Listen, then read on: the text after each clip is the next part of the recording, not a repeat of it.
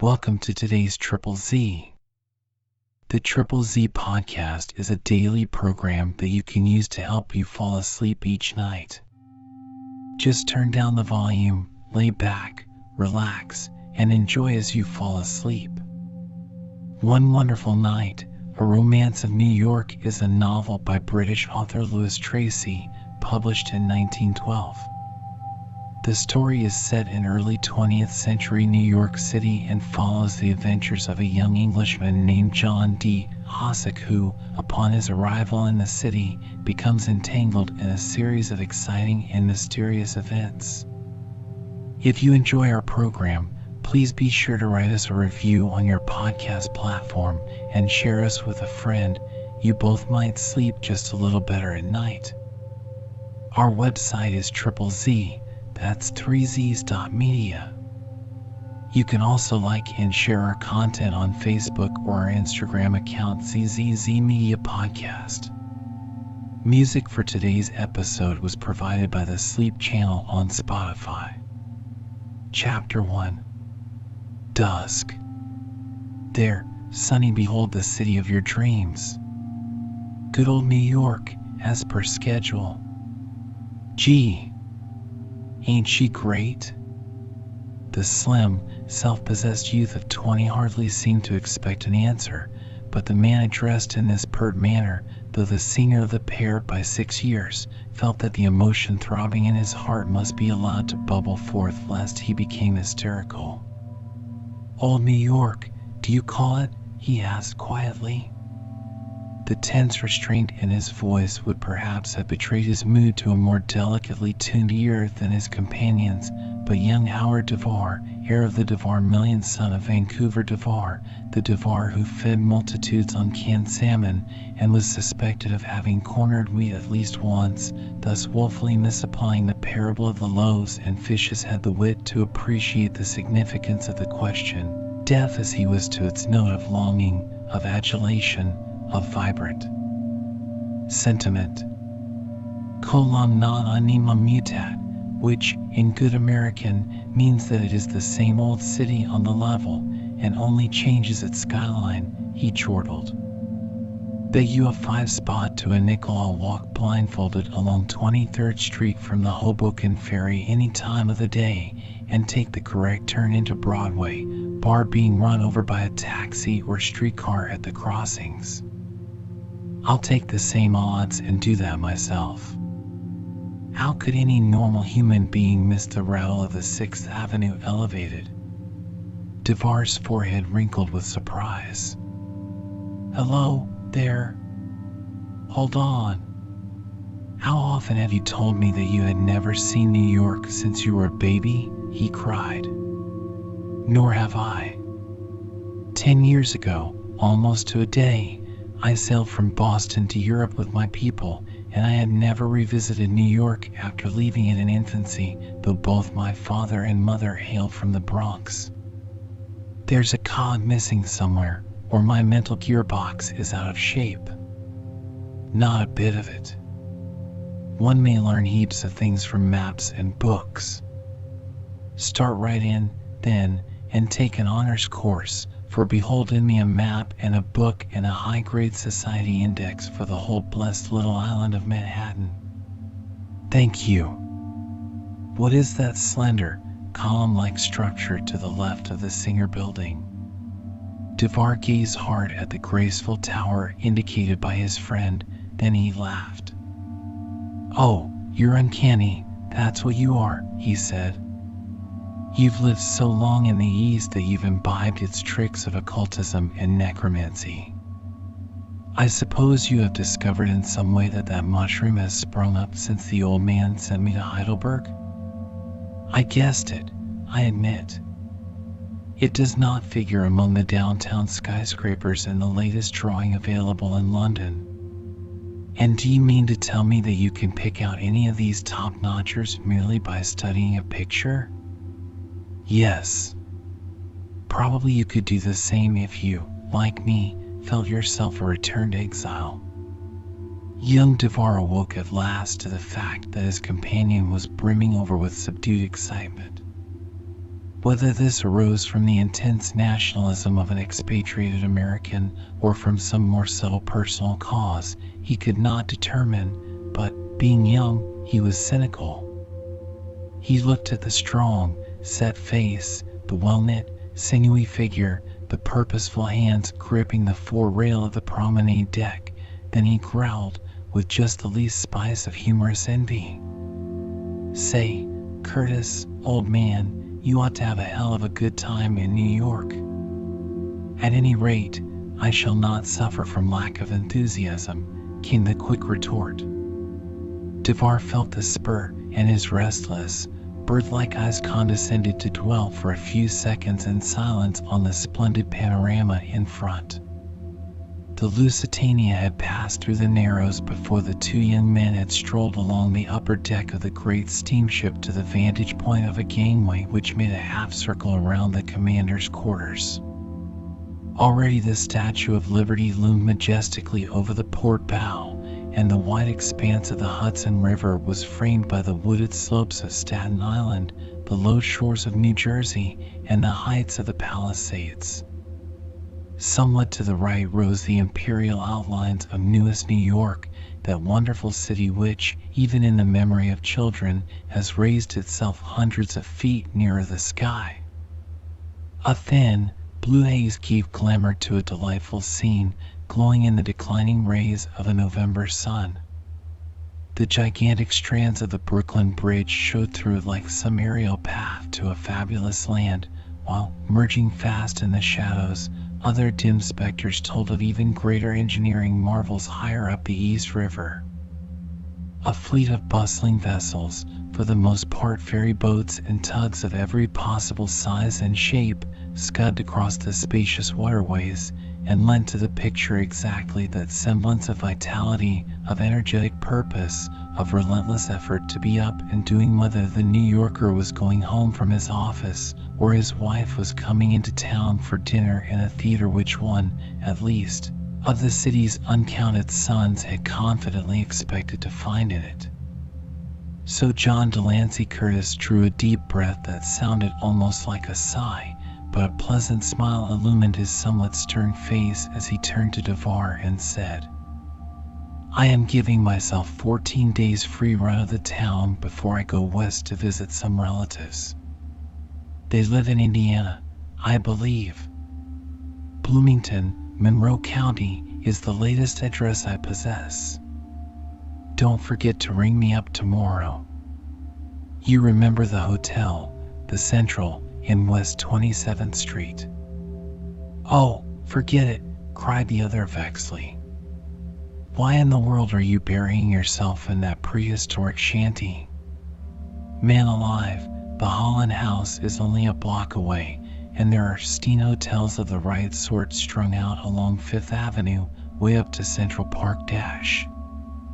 "It's just a whim," broke in Curtis, who did not feel like explaining at the moment that he was choosing a quiet old inn in a side street because he had been born there.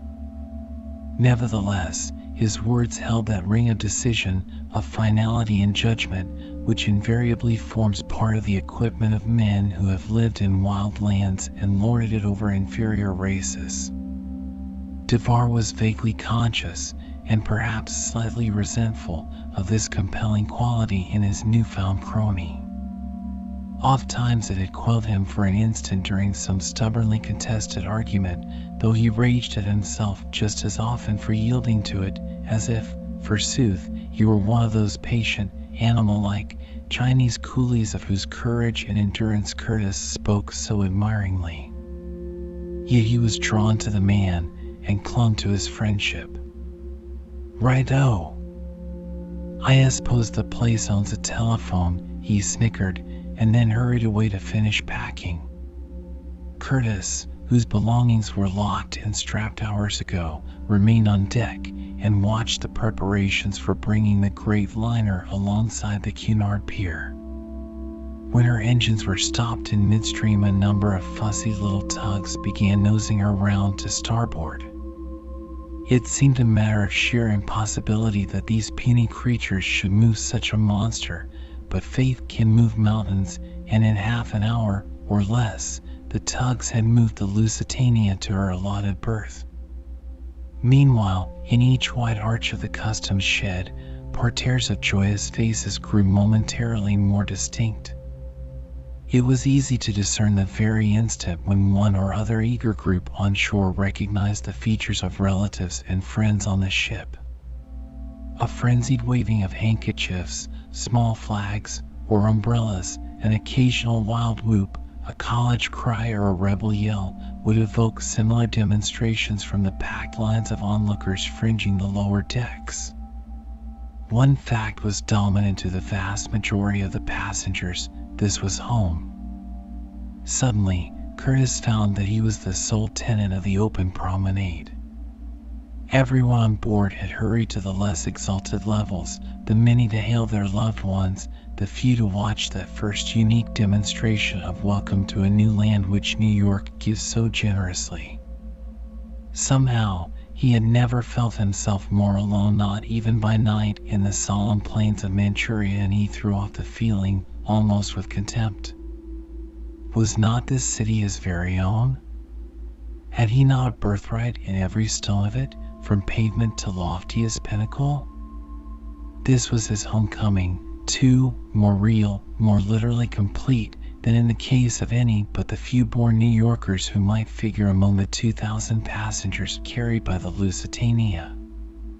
Insistently claiming his share of recognition, he turned abruptly and made his way to the third deck.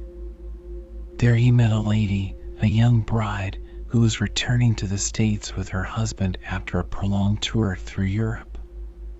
Her pretty face was wrung with emotion, but a second glance revealed that her distress was due to the pleasant pain of happiness.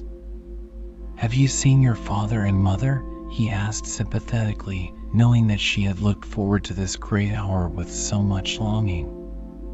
"Why, yes," she sobbed. "They are there somewhere.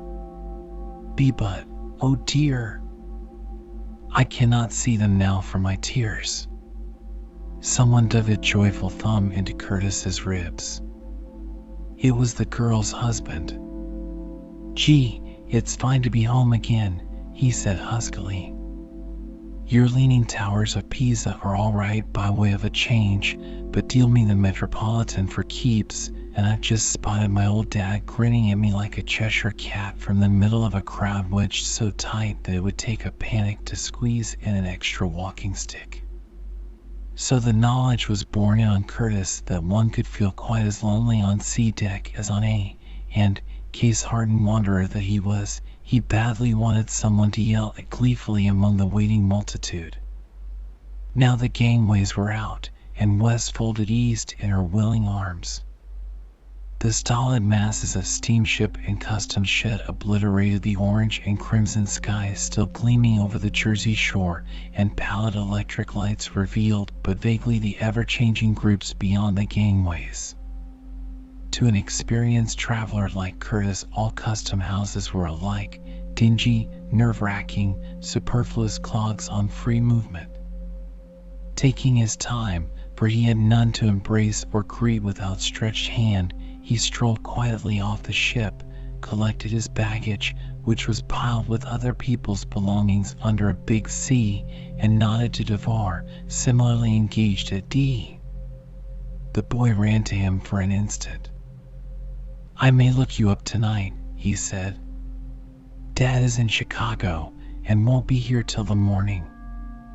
You remember we passed the Switzerland after breakfast, and she signaled that she was steaming with the port engine only?" "Yes." "Well, her trouble was known by wireless, and there is a man on board whom Dad has to meet. This chap is important." "I am not." "My dear fellow, don't think of leaving your friends on my account this evening," and Curtis, without looking around, showed that he had noticed the preferred elderly lady and two very pretty daughters who were taking Howard Devar under their elegant wings. "Oh, that's my aunt and two of my cousins. I have dozens of them, dozens of cousins, that is. Anyhow, old sport, don't wait in after 7.30. Just leave word where you may be about 11. No further protest by Curtis was possible because Devar's present behavior was of the whirlwind order. He seemed to own as many trunks as cousins, and a lantern-jawed customs official was gloating over them already. Perhaps Curtis felt a faint whiff of surprise that his young friend had not introduced him to his relatives, but it vanished instantly. Steamer acquaintance is a nebulous thing at the best. In that respect, the land is more unstable than the sea. At last, the stranger in his own country was consigned to a porter. His 2 steamer trunks, a kit bag, a suitcase, and a bundle of worn golf clubs were placed on a taxi, and a breath of clean, cold air blew in on his face as the vehicle hurried along West Street, that broad and exceedingly useful thoroughfare which New York has finally wrested from its waterside slums. The chief city of America is fortunate in the fact that a noble harbor presents her in full regalia to the voyager from Europe. That favorable first impression, unattainable by the majority of the world's capitals, is never lost, and now it enabled Curtis to disregard the garish ugliness of the avenues and streets glimpsed during a quick run to the center of the town. For one thing, he realized how the mere propinquity of docks and wharves infects entire districts with the happy-go-lucky carelessness of Jack ashore. For another, he knew what was coming. Or he fancied that he knew, a state of mind which, particularly in New York, produces brainstorms. His first shock came when the taxi drew up in front of a narrow-fronted, exceedingly tall building equipped with revolving doors, while a hall porter, dressed like an archduke, peered through the window and inquired severely, "Have you reserved a room, sir?" Yes, this was the Central Hotel, rebuilt, gone skyward, in full cry after its more pretentious a la carte neighbors, and the hall porter was pained by the mere suspicion that the fact was not accepted of all the world of travel. Although the newcomer confessed that he had not made any reservation of rooms, the Archduke graciously permitted him to alight. Indeed, quelled an incipient rebellion on Curtis's part by ordering a couple of Negroes to disappear with most of the baggage. So Curtis announced meekly to a superclerk that he wanted a room with a bathroom and was allowed to register. As in a dream, he signed John D. Curtis, Pekin, and was promptly annoyed at finding what he had written, because, being a citizen of New York, he had meant to claim the distinction and ignore his long years in Cathay. "You'll find 605 a comfortable, quiet room, Mr. Curtis," said the clerk. "Going to make a long stay, may I ask?" "A few days, perhaps a fortnight." "I cannot say offhand." "Well, sir, I can't fix you better than in 605. From some points of view, the clerk had never uttered a truer word. It was wholly impossible that he or Curtis should guess how an apparently empty and really excellent apartment in the Central Hotel should be full to the ceiling that evening with that dynamite in human affairs called chance.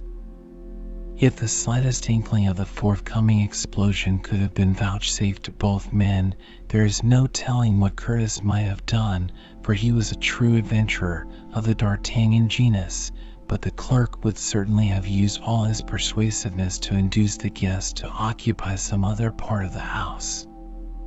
In later periods of unruffled calm, he was wont to date from that moment the genesis of gray hairs among his once raven-hued locks. But chance, like dynamite, not only gives no warning of its explosive properties, but resembles that agent of disruption in following a curiously wayward path. Curtis was piloted into an elevator by an affable Negro, was conducted to 605, which, of course, lay on the 6th floor, and was plunged forthwith into the prosaic business of consigning a good deal of soiled linen to the laundry. The room was insufferably hot, so he directed the Negro attendant to shut off the radiator and himself threw open the window. Glancing out, he discovered that he was located in a corner which commanded a distant glimpse of Broadway. Directly before his eyes, in the topmost story of a comparatively low building, a lady who had forgotten to draw the blinds of her flat was apparently indulging in calisthenic exercises, so Curtis, being a modest man, drew the blind in his own room and busied himself with a partial unpacking of his baggage. The door faced the bed at a distance of some 6 feet. A wardrobe occupied the recess, and the Negro, while unstrapping a steel trunk at the foot of the bed, balanced a bag of golf clubs against the front of the wardrobe, an action simple enough in itself, but comparable in its after effects to the setting of a clock attached to a bomb. Soon afterwards, Curtis dismissed the man and noticed casually that the opening of the door caused a pleasant draft of cool air. He wrote a few letters, dressed, electing for a tuxedo and black tie, filled a cigar case, donned a green Homburg hat, threw an overcoat over his left arm, picked up the letters, extinguished the lights, and went out. Again there came that rush of air from the window, and, just as the lock snapped, a crash from the interior announced the falling of the golf clubs, probably owing to a swaying of the wardrobe door. Simultaneously, Curtis realized that he had left the key on the dressing table. It was hardly worthwhile searching the floor for a chambermaid. He decided to inform the civil-spoken clerk and have the key brought to the office, at which sapient resolved Puck, who was surely abroad in New York that night, must have chuckled delightedly. Unhappily, there were other spirits brooding in the city, spirits before whose deathly scowls the prime mischief-maker would have fled in terror, and Curtis, all unwitting, brushed against one of them in the hall. His only acquaintance, the clerk, was momentarily absent, so he turned to a bookstall and cigar counter and bought some stamps. A man who had been seated in a sort of cafe, which the newsstand and a flower stall partially screened from the main hall, rose hurriedly when he saw Curtis and purchased a cigar. In doing so, he touched the young man's shoulder and said, "Pardon." Curtis turned and looked into the singularly unprepossessing face of a swarthy foreigner, a powerfully built, ungainly person of about his own age. "That's all right," said he, licking a stamp. "I jostled you by accident, monsieur," said the other, in correct French, though with a quaint accent which Curtis, himself no mean linguist, put down to a Polish or Czech nationality. "Seeing any fate reign," he replied civilly, and the stamping of the letters being completed, he took them to the letter box. The stranger, who seemed to be rather puzzled, if somewhat reassured, dawdled over the lighting of the cigar and watched Curtis enter the dining room. Then he went back to his chair in the cafe. So much, and no more, did the youth in charge of the counter observe. Not a great deal, but it went a long way before midnight. A clock in the hall showed that the hour was 5 minutes to 7. Half hoping that Devar might actually put in an appearance a little later, Curtis gave his hat and coat to a Negro and decided to dine in the hotel.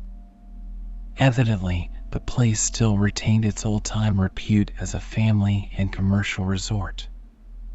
The family element was in evidence at some of the tables, while, in the case of solitary diners, each man could have been labeled Pittsburgh, Chicago, or Philadelphia, almost without error, by those acquainted with the industrial life of the United States.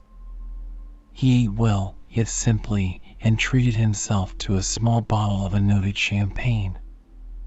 At 7:30, meaning to give Devar 10 minutes grace, he ordered coffee and a glass of green chartreuse.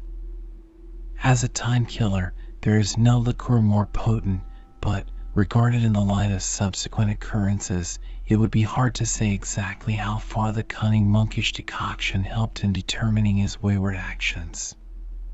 Undoubtedly, some fantastic influence carried him beyond those bounds of calm self-possession within which everyone who knew John Delancey Curtis would have expected to find him. His subsequent lightheadedness, his placid acceptance of a mad romance as the one thing that was inevitable, his ready yielding to impulse, his no less stubborn refusal to return to the beaten path of common sense, these unlikely traits and a character gifted with the New England dourness of purpose can only be explained, if at all, as arising from some unsuspected hereditary streak of knight-errantry brought into sudden and exotic life by the good wines of France. Be that as it may, at 8:20 he paid what he owed, lighted a cigar, donned his hat, and, still carrying the overcoat, was walking to the office to leave word about the key, when his attention was attracted by the peculiar behavior of the man who had pushed against him at the cigar counter. This person, apparently obeying a signal from another man of his own type who had just emerged from the elevator, hastened from the cafe, and the two ran to the door. Now, the weather had been mild during the afternoon, and the revolving shutters of the doorway were folded back to allow of the overheated hall being cooled. A porter stood there, and it was ascertained afterwards that, noticing a certain air of flurry and confusion about the foreigners, he asked if they wanted a taxi. They gave no heed, but continued to gaze up and down the street, as though they awaited someone. Equally did they seem to expect, or dread, an apparition from the hotel. It would have been hard to pick out, at that instant, two persons more singularly ill at ease in all New York. Curtis saw that the clerk, now at his desk, was engaged with a lady, so he strolled to the door, being rather interested in the excited antics of the pair on the sidewalk. He had just passed through the door when an automobile dashed up, and he fancied, though he could not be quite sure in the half-light, that the chauffeur nodded to the waiting men. The porter opened the door of the automobile, and a young man in evening dress, and carrying an overcoat, leaped out. Obviously, he was in a desperate hurry, and Curtis heard him say in French, "Don't stop the engine, Anatole. I shall be but one moment." At that instant the two foreigners sprang at him. One, swinging the porter off his feet, seized the newcomer's right arm, and, helped by his comrade, endeavored to force him back into the vehicle. The effort failed, however, so the second desperado drew a knife and plunged it deliberately into the unfortunate man's neck.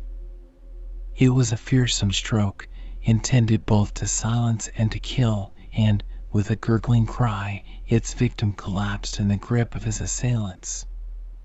Curtis, though almost stupefied by the suddenness of the crime, did not hesitate a second when he caught the venomous gleam of the knife.